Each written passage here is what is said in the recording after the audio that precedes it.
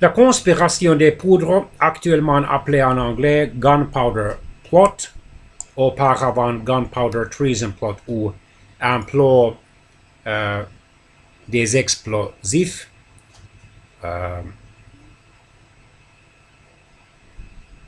ou une trahison des plots, la trahison des plots d'explosifs,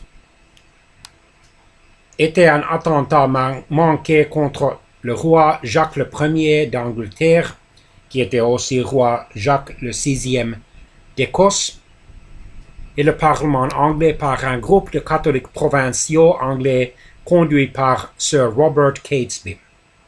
Le projet prévoit ou a prévu de faire sauter la Chambre des communes au cours de la cérémonie d'ouverture du Parlement du 5 novembre 1605 selon le calendrier julien, qui correspond au 15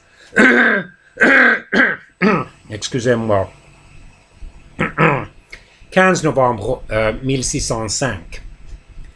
L'attentat selon le calendrier grégorien.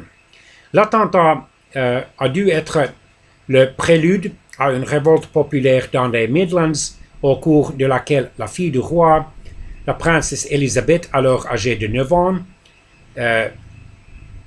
serait installée sur le trône d'un État catholique. Catesby a semblé s'être lancé dans ce complot après que ses espoirs d'une plus grande tolérance religieuse sous le règne de Jacques Ier s'était évaporé. Une déception partagée par de nombreux catholiques anglais.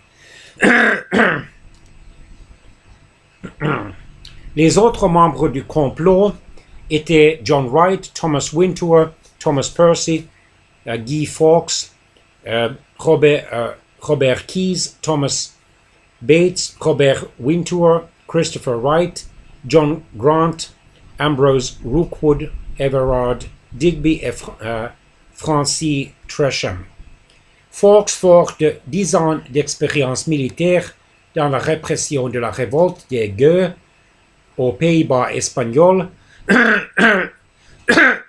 a été chargé des explosifs. Le complot a été révélé aux autorités par une lettre anonyme adressée au baron Monteagle le 26 octobre 1605, selon le calendrier julien, ce qui correspond au 5 novembre de l'actuel calendrier grégorien.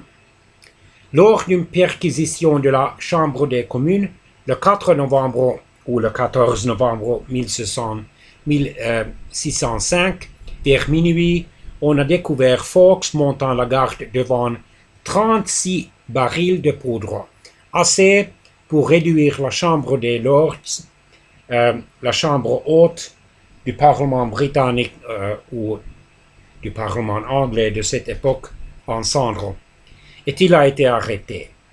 Lorsqu'ils ont appris que le complot a été découvert, ou avait été découvert, la plupart des conjurés se sont enfuis de Londres et ont tenté de rallier des soutiens dans leur cavale. Plusieurs d'entre eux ont attendu à Holbeach House pour livrer combat contre le prévôt de Worcester et ses hommes lancés à leur poursuite. Catesby a été tué lors de l'échauffourée.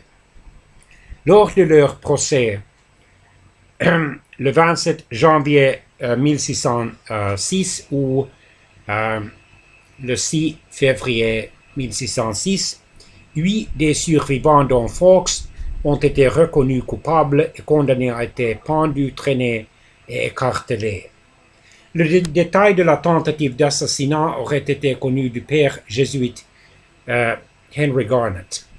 Bien que reconnu coupable et condamné à mort, il n'a pas semblé avoir eu une connaissance exacte du projet.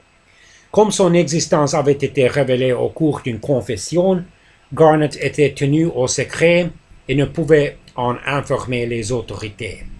Même si une législation anticatholique avait été mise en place ou a été mise en place aussitôt après la découverte du complot, de nombreux catholiques haut placés et loyaux ont conservé leurs fonctions sous le règne du roi James Ier.